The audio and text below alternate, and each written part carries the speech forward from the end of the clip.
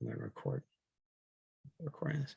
Provide funding, lending solutions. We provide internal control solutions for IPOs and publicly traded entities, and also develop LinkedIn Lightning, which is a great way where you can get leads off of LinkedIn. But check us out. But I'd like to introduce our guest speaker today, Mr. John Burt. And if you have any questions for Mr. Burt, if you could hold them to the end or put them in the chat, then we can address them at the end. But I'd like to introduce him. He's the CEO and founder of Make the Call Coaching Group. And John believes everybody needs a good coach. With a good coach, you can accomplish more. John coaches leaders, aligns teams, creates better communications in business. He has had a successful career in sales and marketing, and as a high school football official, officiating over 1,000 games, 20 plus playoff games, and he's the crew chief in his 30-year career as an official. And now he brings that leadership and coaching to corporations, companies, and individuals. And as you heard, I am recording this, so I will send you a recording afterwards so that you can review. But right now, I'd like to introduce Mr. Burt. Thanks, Michael. Thanks to everybody that's here taking time out of your busy day, especially this time of year. I'm going to keep it quick and brief, less than 30 minutes. I'll answer questions at the end. And if you hang around to the end there, well, I've got freebies, I've got free stuff to give away.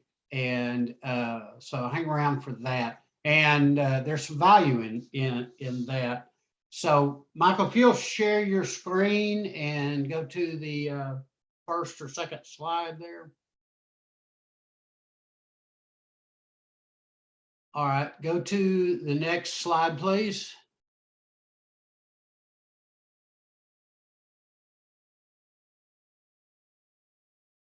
Michael, you're muted, but go to the next slide.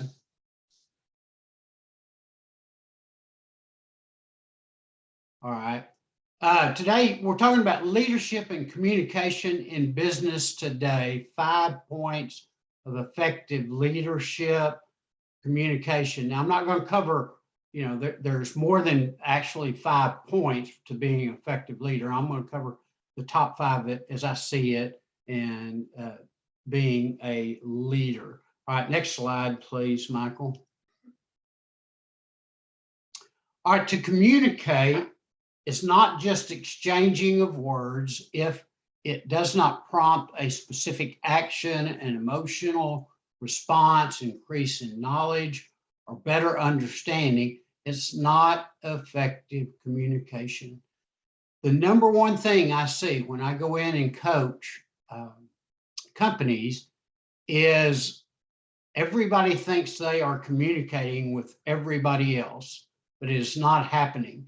I went into a large company, a $22 million company. President called me and said, I need you to fix this. My general manager of 6 plants, I can't communicate with him. He doesn't do what I ask him to do. He argues with me. He forgets things I tell him to do. And I later found out that they would have staff meetings and they would get in just almost fisticuffs. And just that's how far apart they were. Well, through some simple coaching and just observing this, these 2 guys were both speaking 2 different languages, ships passing in the night, not even knowing there. Now, what I found out is they're both going in the same direction. They both had the same goals for the company. The company was very successful, profitable, even through COVID. Still making and being profitable, didn't have to lay off anybody.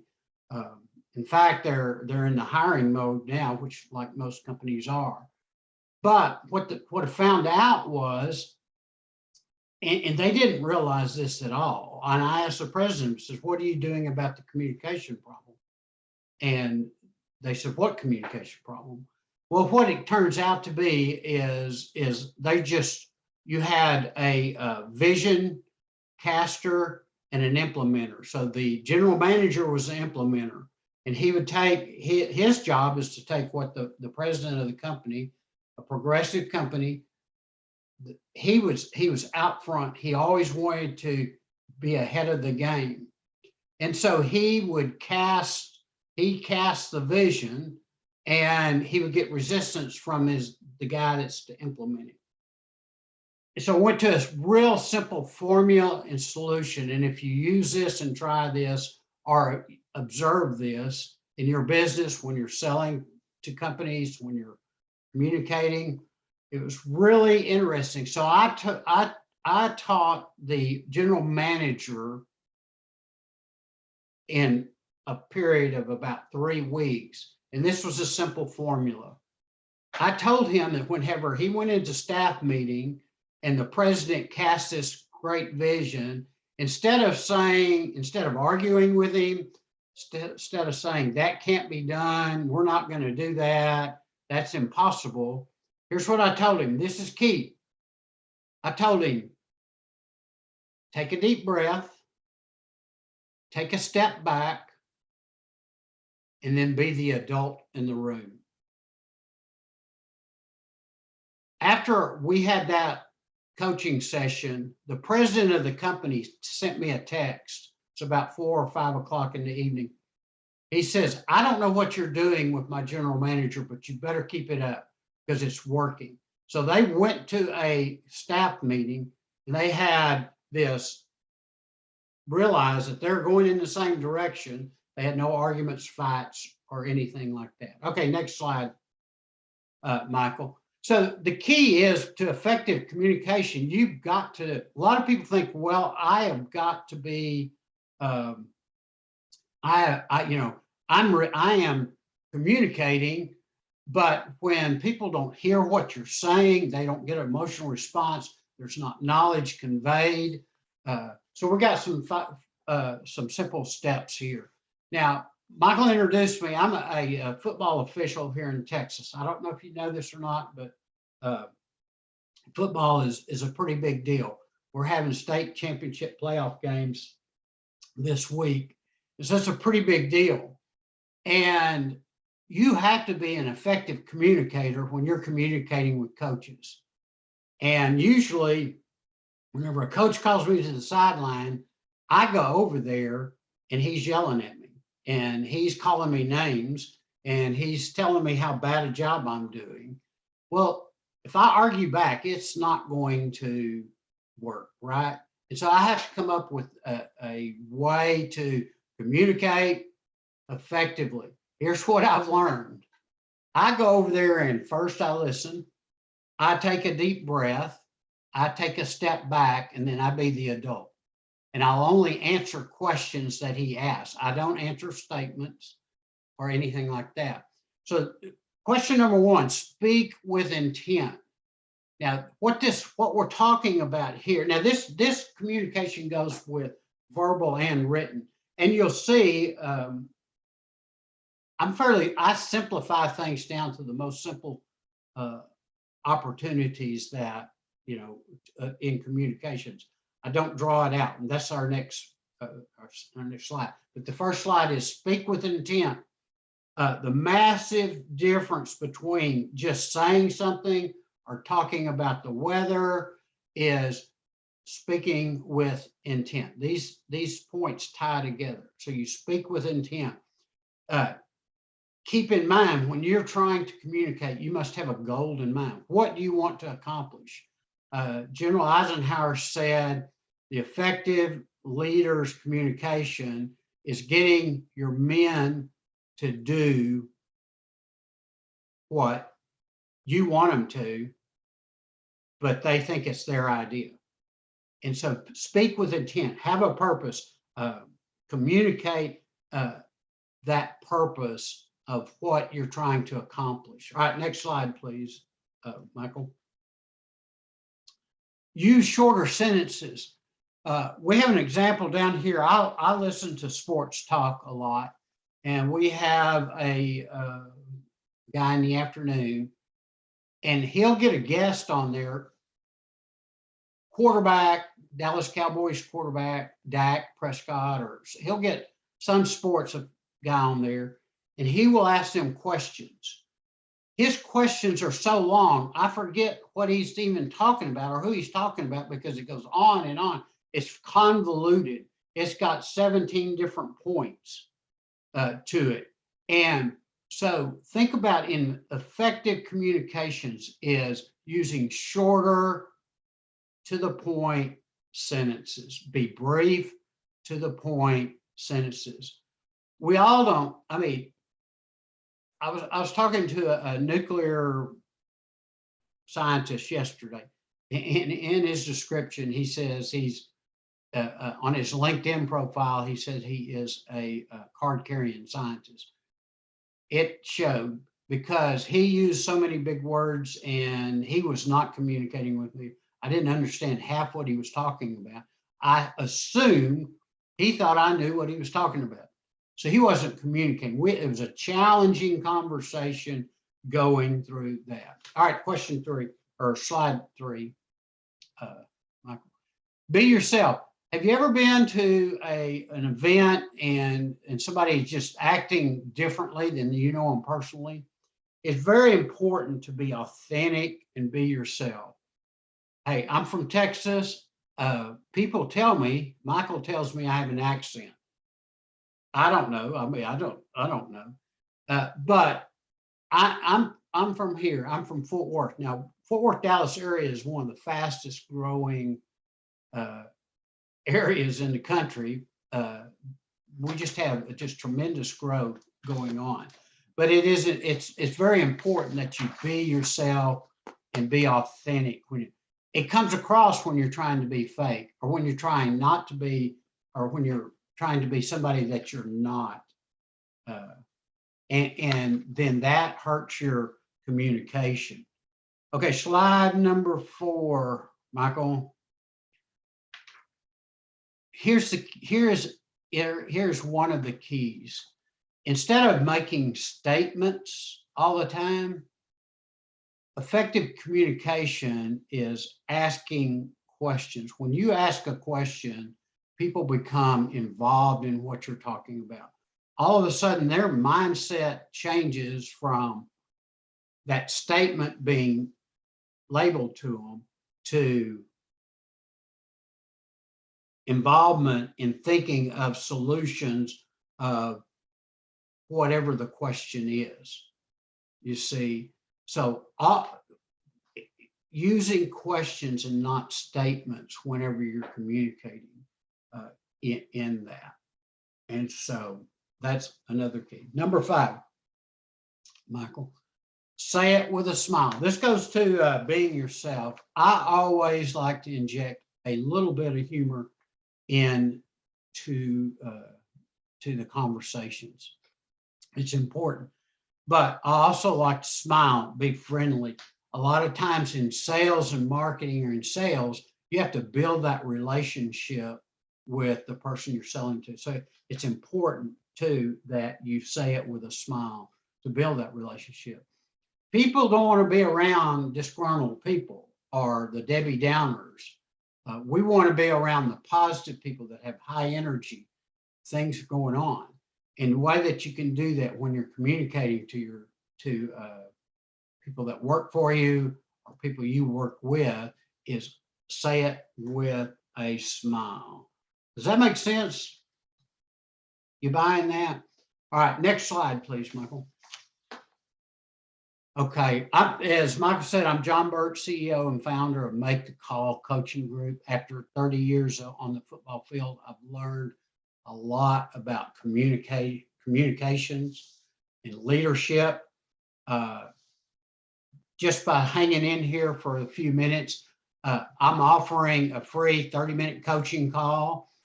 And not only that, I'll give you a predictive index assessment. And so email me, DM me, or go to my Calendly link and reserve a spot. I'll send you the predictive index link. You take that, it takes less than 10 minutes to take. And then I'll go over that assessment with you. It's great for team building. It's great to understand where you're at and when, you know, what you're, where you're coming from. And I always find this predictive index has been around since the 50s. It's a great assessment tool today. So with that, I'll open it up to questions if you have any. And I appreciate y'all being here today. Michael, did we get any questions in the? That's great. No, I appreciate that. That was awesome. Great advice. I'm going to, if anybody has any questions, please put them in the chat. What I'll also do is I'm going to put John's information in the chat. Does anybody have any questions there? I got one question that came in. What is the biggest challenge facing businesses today? All right, so I would say this, one of the biggest challenges is communicating today. What in communications within companies today, a lot of it is, and what you have to look at is you've got a shift in leadership. You've got kind of the old school leadership moving out and younger generation coming in that are leading companies. So there's a transition there. Old school still has the hands on the rein and directing and going forward, and so that they still have to clearly communicate.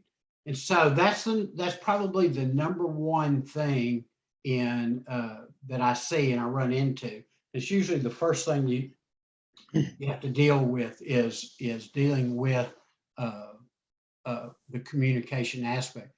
Just because you put out a memo, an email, or a chat, it doesn't mean you're communicating. We're growing up, and a lot of people are growing up with the chat and all that aspects of communicating.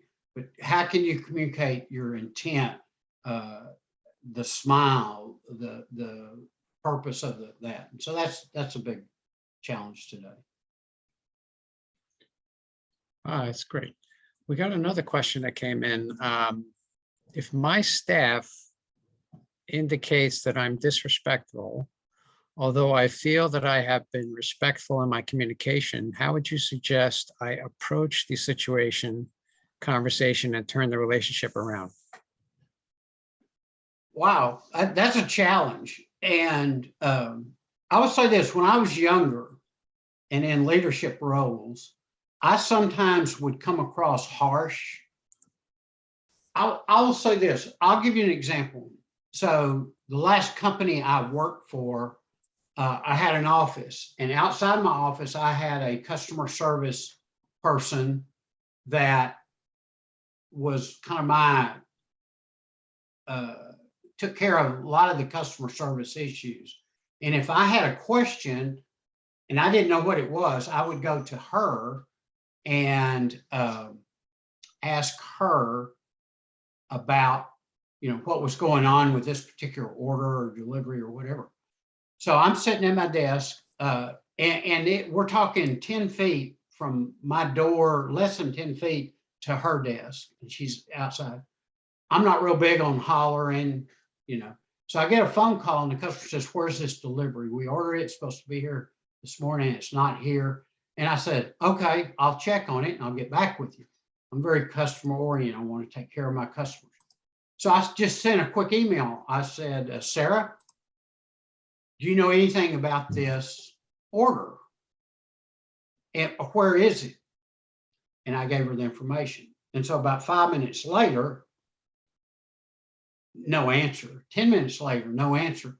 Well, I'm very customer centric. And so I'm going to go out, find out what's going on, And so I walk out of my office 10 feet and I go, "Sarah, I need to know what's going on with this order. I've got to get back with my client. I don't want to wait."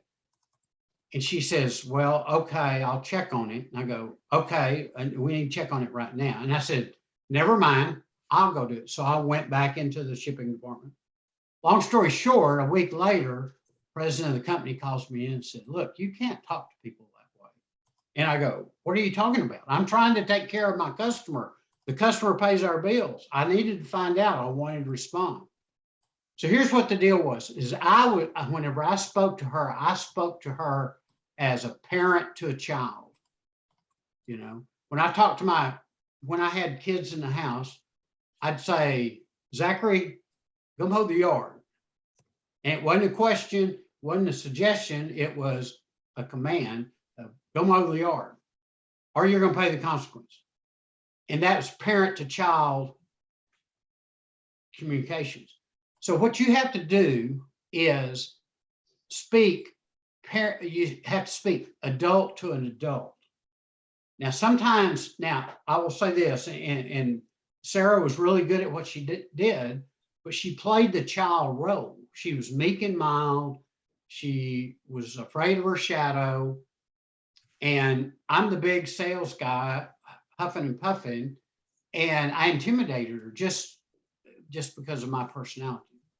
So the key is when you speak to your staff, think about what you want to communicate, the purpose of your communication, and then address them as an adult to an adult, not a parent to a child. Does that make sense? Yeah.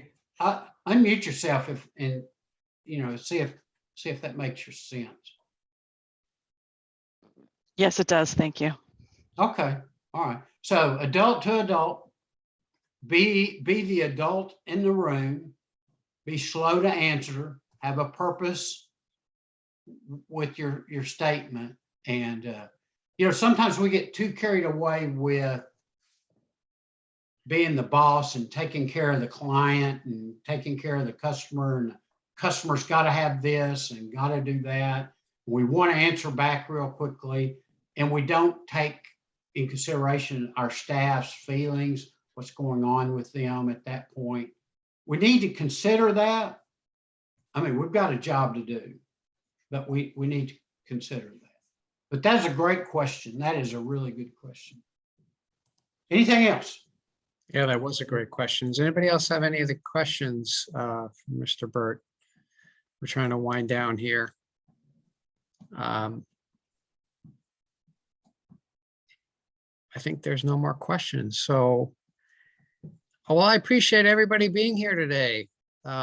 We had excellent advice from Mr. Burt, John Burt. If you want to catch him, I put his information in the text, the chat. I'm also going to send out a follow-up email to everybody with that information.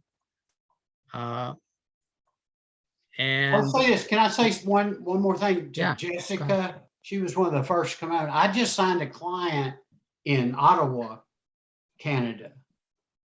And we start coaching tomorrow. So that is interesting that we've got some reach up there.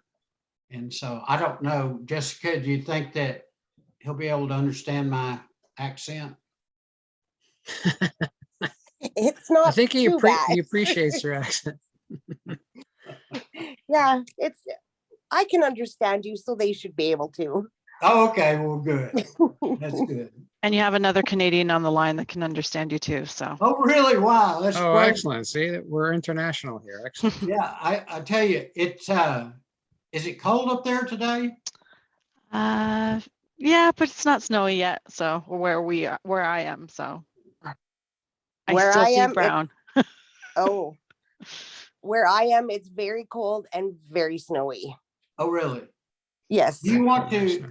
me to tell you what it is here in Fort Worth, Texas, the weather? Warm. No. I got one yes and one no. It's 70 degrees and partly cloudy. It's really a nice day. That's excellent. Yeah. All right, I put my information in the chat as well. If you want to reach out to me at aureliusresources.com. But I appreciate all of you and your time today. Thank you very much. Thank you, John, for your wisdom. Thank you for putting this I together. think everybody is much better because of this call. So I appreciate everybody. We'll keep in Thank you. touch. Thank you. Thank you. Bye-bye.